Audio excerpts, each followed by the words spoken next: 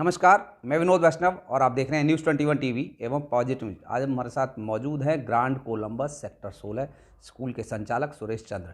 इनसे सीधे सीधे आज का सवाल कि 134 ए का नाम आते ही प्राइवेट स्कूलों को बुखार, मतलब आनाकानी, सीधे सीधे तौर पर, लेकिन कहीं ना कहीं आनाकानी। सर सीधा सीधा आपसे जवाब इस पर। जी, कोई लाग लपेट नहीं। बिल्कुल बिल्कुल। मैं अपना परिचय जरूर देना चाहूँगा।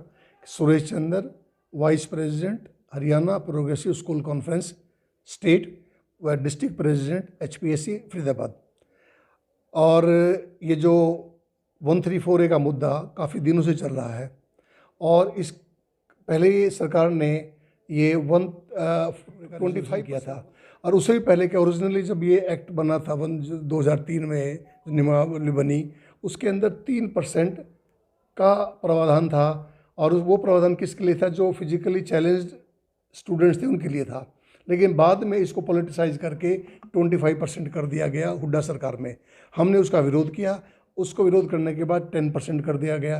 10% करने के बाद ये कहा कि उन बच्चों की फ़ीस बाकी बच्चों से ले ली जाए। हमने वो केस चला, हमारा कसमाकस में ये केस चलता रहा और हाई कोर्ट में 1 अप्रैल 2015 को जजमेंट आया कि 134A के तहत क्लास 2 से 8 तक के बच्चों का एडमिशन होगा और उन बच्चों की फीस RTE एक्ट के हिसाब से वो सरकार उसका पैसा भुगतान करेगी। और ये उसके लिए नॉर्म्स बने और पूरे उस लेवल पर आकर के तब नॉर्म्स बने थे कि एक बच्चा 5 स्कूल में अप्लाई कर सकता है और अपडेट कर सकता है। और 2015 के बाद से ये सर सारी बातें ठीक है, लेकिन मुझे लगता है कि प्राइवेट स्कूल वाले पढ़ाने नहीं चाहते गरीबों को। फिर आखिरकार प्राइवेट स्कूल वाले गरीबों को पढ़ाना चाहते, सर सुनिए, प्राइवेट स्कूल वाले अगर बच्चों को पढ़ाना चाहते तो फिर धरना प्रदर्शन क्यों?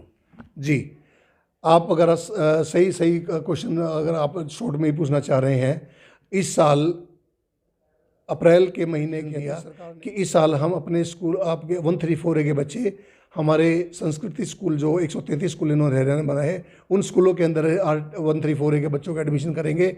और हम इस साल कोई एडमिशन नहीं करेंगे, जो मैं 21-22 की बात कर रहा हूँ।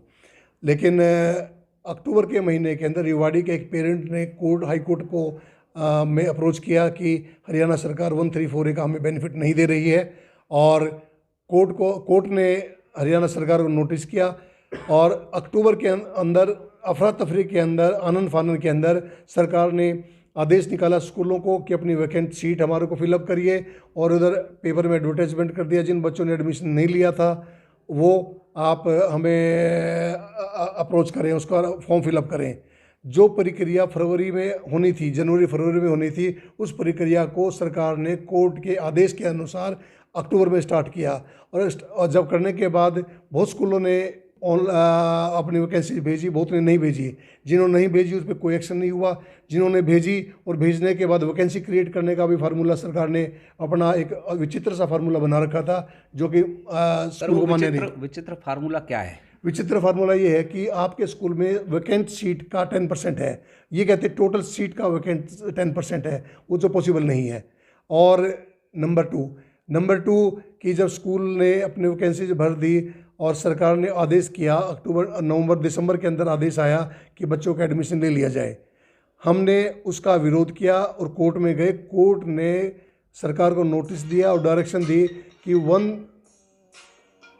134A के अंदर सरकार का क्या मैकेनिज़्म है और सरकार RTE के हिसाब से कैसे पैसा रिम्बर्स करेंगे और कब करेंगे, उसके बारे में नोटिस दिया। और साथ में आदेश दे दिया कि इन स्कूलों पे कोई कोरेसिव एक्शन नहीं लिया जाएगा।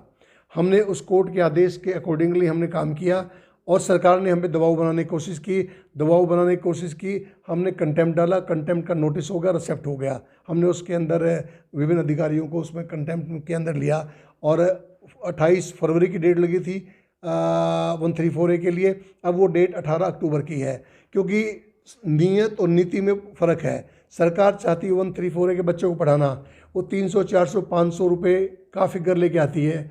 हमने डायरेक्टर सर से हमारी मीटिंग हुई, हमने पूछा ये फिगर कहाँ से आ गई, जबकि RTE के अकॉर्डिंगली सरकार एक बच्चे पे पैसा आज की तारीख में को 55 से 6,000 रुपये, 5500 से लेके 6,000 रुपये खर्च करती है। साल का एक महीने का। अच्छा, महीने का। मैंने RTI लगा करके सरकार का खर्चा कैलकुलेट करवाया हुआ है। सरकार को वो पैसा देना चाहिए, और जो मिनिमम हो, मान लो स्कूल का खर्चा कम है तो उस कम दे, अगर स्कूल का खर्चा ज़्यादा है तो वो अपने सरकार के खर्चे के अकॉर्डिंगली दे।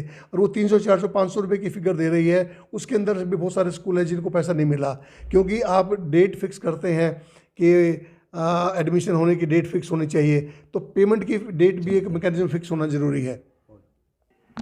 देखिए, सुरेश चंद्र ने सीधे सीधे तौर पर कहा है कि सरकार का विचित्र सा फॉर्मूला आता है जो कि गरीबों के हित में नहीं है। अब वो फार्मूला क्या है वो आपने विस्तार से सुना होगा।